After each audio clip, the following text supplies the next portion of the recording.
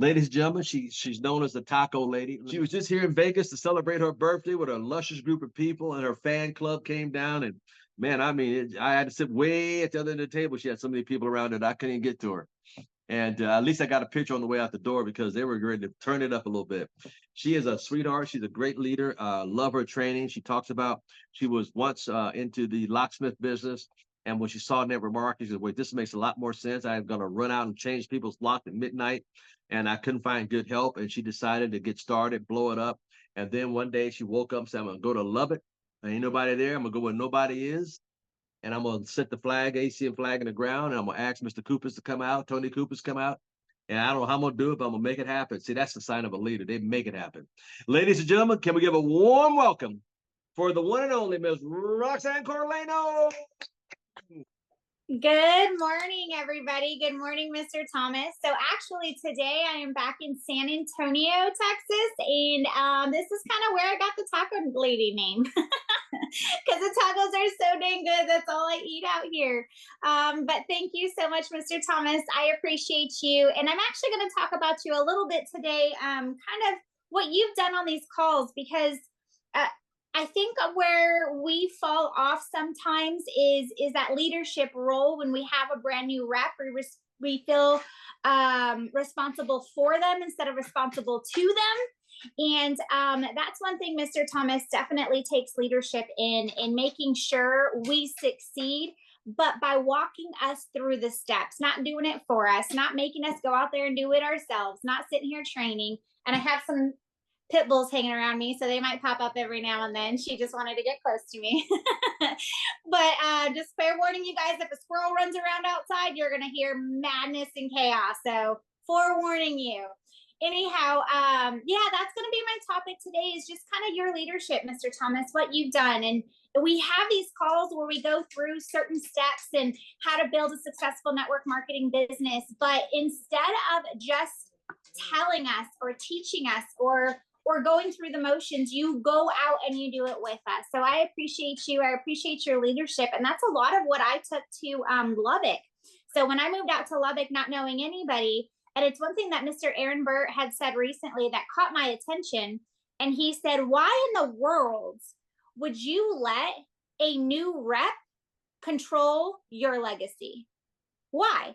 And that makes perfect sense. They're brand spanking new. And I'm like, that does make sense. I knew why I had to work with them every step of the way, but I didn't put it into those words that he said it. And it just clicked to me. This is why, because this is my legacy. ACN is what I'm building for me, for my family, for my niece and my nephew to have something after I'm gone. But it's about building that distribution and about building a team.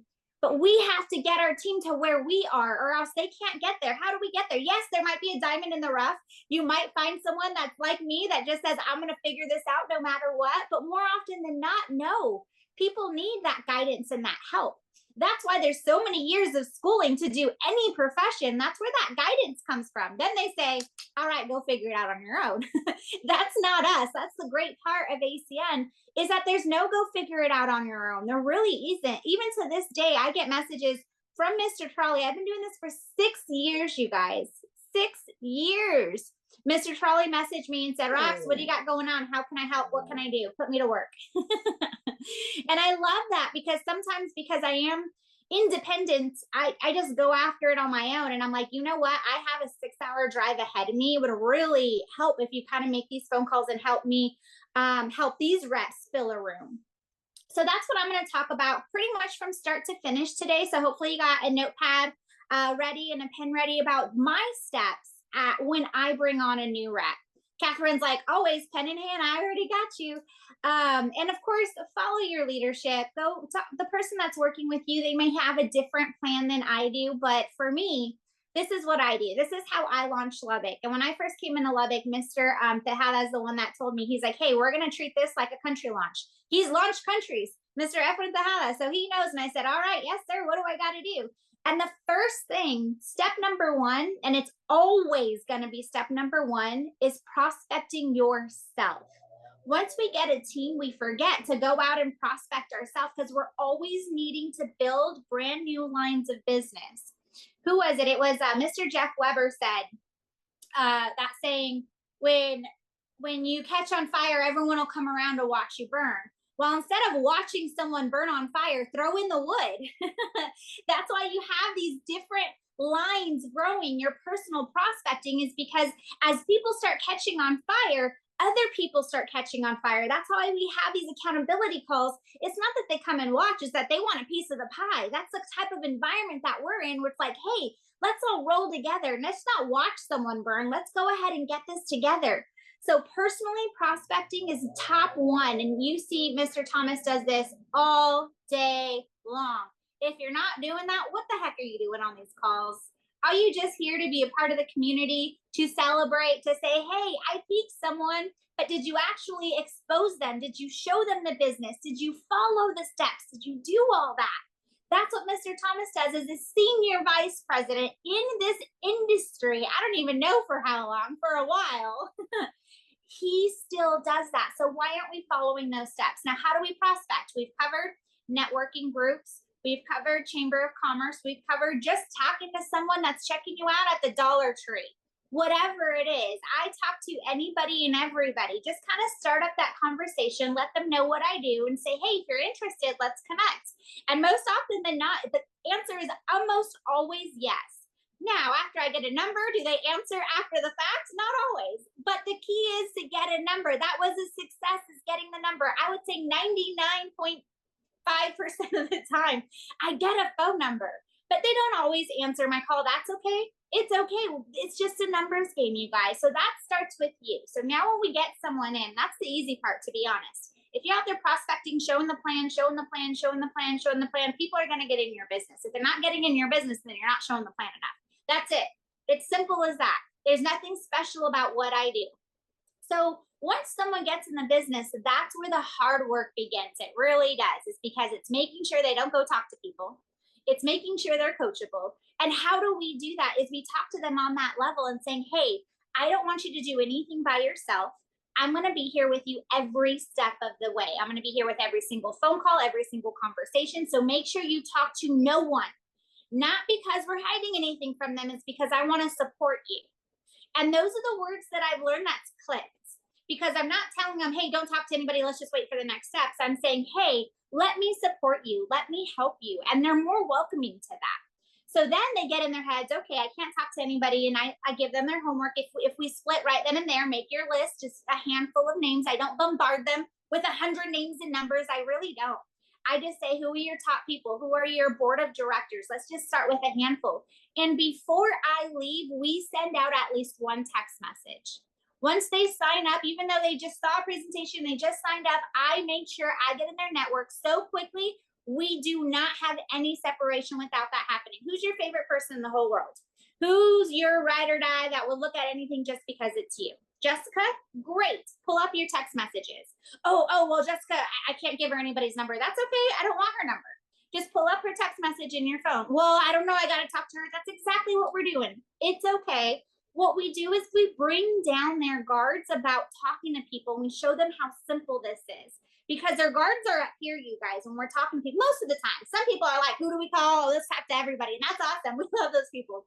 But most of the time, people are scared of talking to their people. Let me make sure this works before I talk to anybody. So I say, no problem. There's always, most often, like some feedback, like just worry. And I say, just open it up. And then I tell them what to say. Hey, Jessica, listen, I just met someone. She showed me something that was freaking awesome. I'm excited about it. And I make sure they type it. No, go ahead, type it. Let's do it. You want me to type it and I'll show you. I won't hit send, I promise. It's freaking awesome. I met someone. I need you to meet her and let me know if this is crazy. Whatever it is, it's a handful of words, but it's simple. It talks nothing about making money, nothing about business, nothing about that up front. Just, hey, I need you to meet someone. Her name is Roxann. Can I get you on a three-way text with her? That's it. If it's that simple, they're like, wait a minute, I could do this all day long. Great. Who's another person? Let's maybe send 2 to 3 right now if we can. If one is great, if we can send 2 to 3 just right now before we leave, that's fantastic. Just real quickly, let me see. And then what they end up doing is copying and pasting your text and sending that to everybody. So now they have a text thread that they did not formulate on their own. Now they're not ACN vomiting stuff that they don't know all over their new people.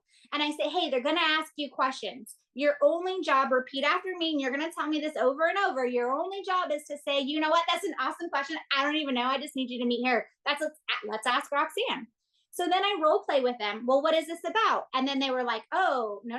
What's that one sentence we just said? I don't know.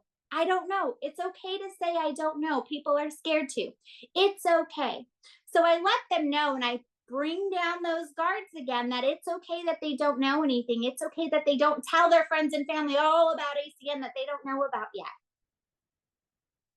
So before we leave, I'm at least talking to a couple people. No, I don't start that three-way text message with them, but what I do is I say, hey, when they respond back, here's what you send. And I text them something to copy and paste. And everybody that they pique gets on a three-way text with me.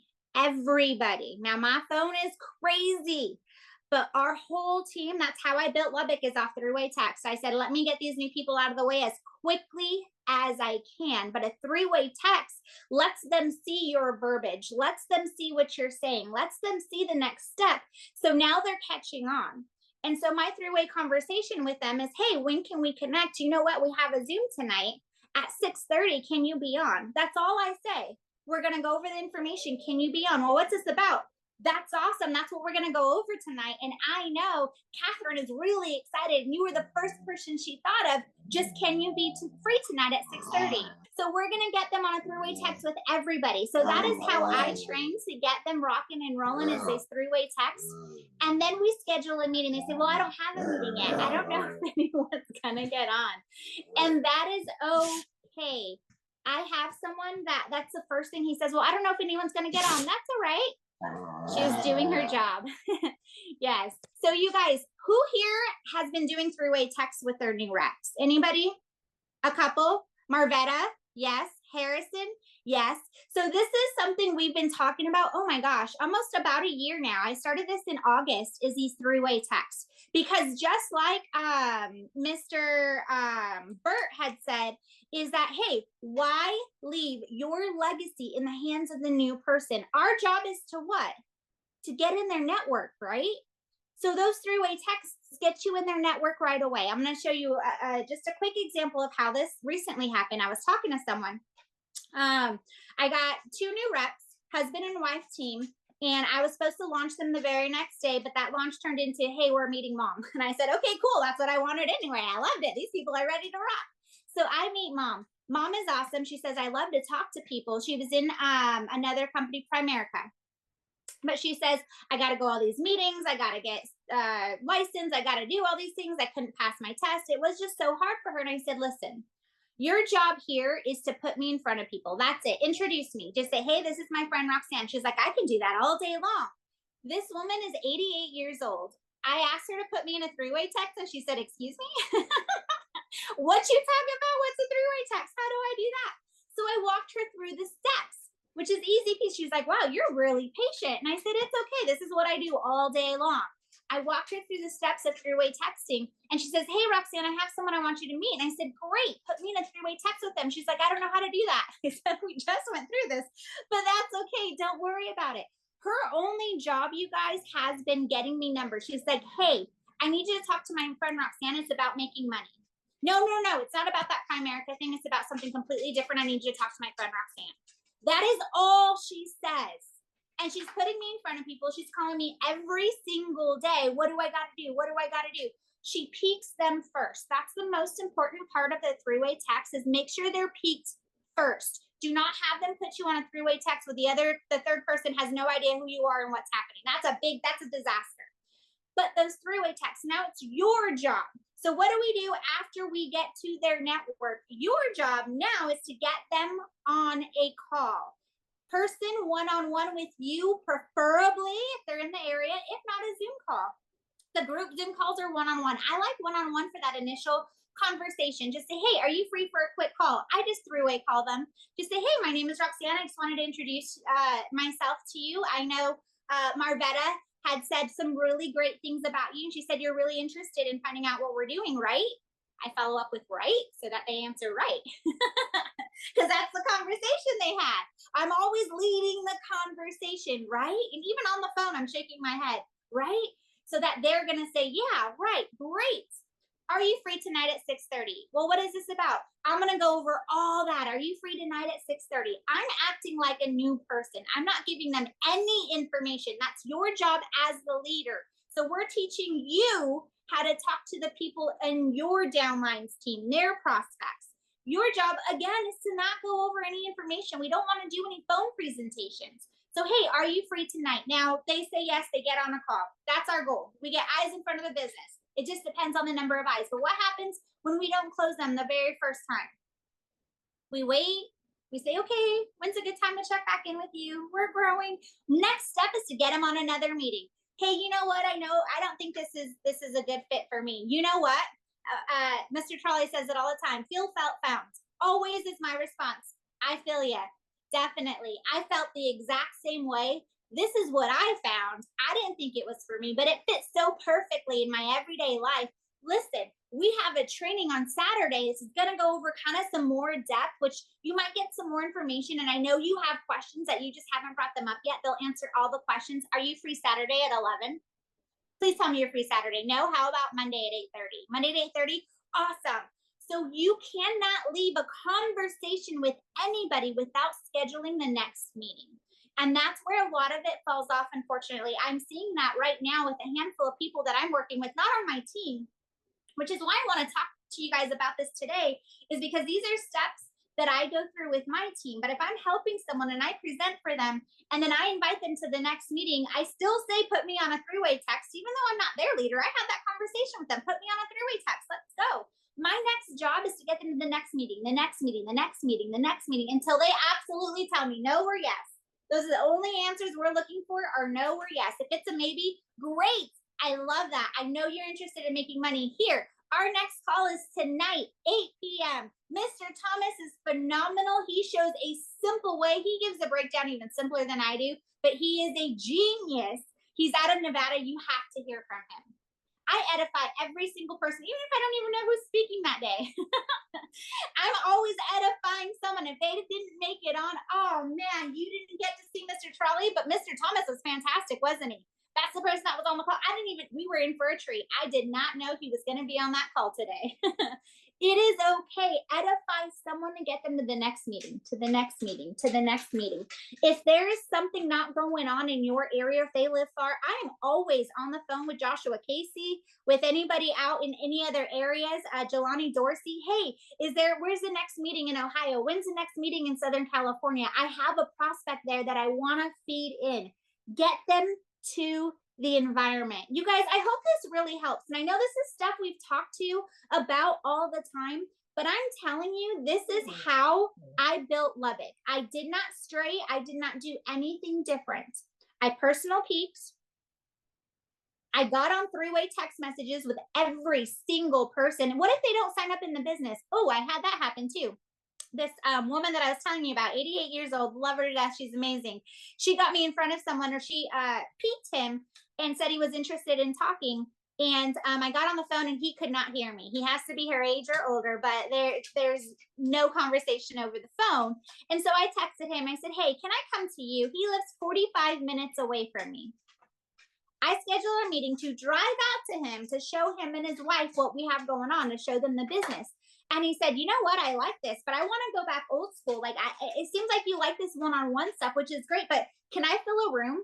I said, absolutely. Did he sign up in the business? No, but he just called me this morning, just a little bit ago, right before this call, that he wants to put a bunch of people in his room.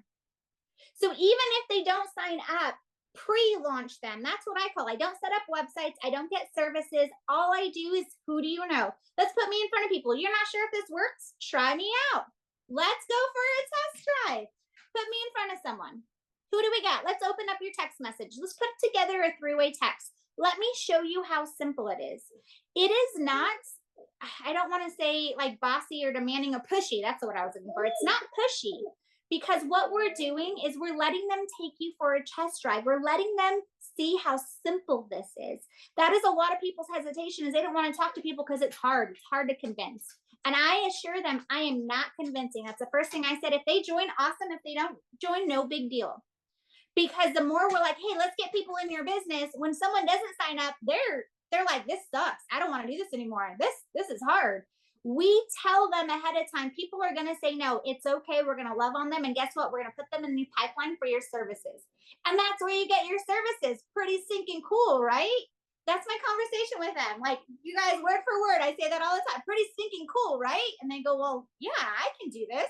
Like, look at this crazy lady. She can do this. I can do this. It is okay to be as simple as possible. And I promise if you are, you will get more people to follow you because they're less scared. Their guards are down. Their walls are down. So I hope this was helpful, you guys. I hope we actually run with this.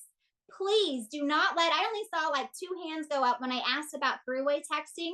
Even if someone, a good friend of yours, messaged them today, they said, you know what, I'm not doing this. Say, hey, I have a question. I need some help. I am trying to, I don't know what you want to say. I am trying to help feed 5 families this month with our project Feeding Kids. Can you do me a favor and put me on a three-way text with one of your friends? But I don't want to be on it without them knowing. Let's see, who do we talk to? Get someone who's not on the business to get you on a three-way text with someone else. See what happens when that new person becomes interested. And what happens if they're not interested? You had practice. So what? Keep doing it. All right, you guys, that's it. That's all I have for you guys today. Sorry about the interruptions. My girls want to be front and center too, these dang dogs. But thank you so much, Mr. Thomas. I appreciate you.